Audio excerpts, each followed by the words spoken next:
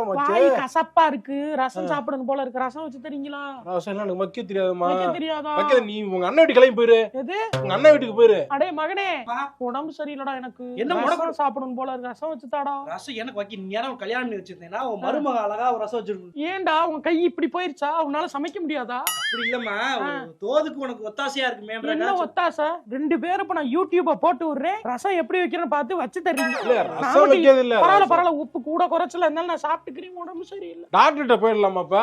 ஆஸ்பத்திரிக்கு போனா அதுவே பழகிரும். அது வேற மாதிரி இது. சோஃபாலே படுக்கிறேன், இந்த சீரியல பாத்துக்கிறீங்க. 2 பேரும் பேசாம. டேய், நாட்டுக்கோழி நல்லா நச்சு ரசம் வைங்க. நீங்க ஆட்டு எலும்பு இருக்குல்ல, சூப்பு மட்டும். சூப்பா உங்க பண்ணி கொடுங்க. அது எனக்கு வைக்க தெரியாது.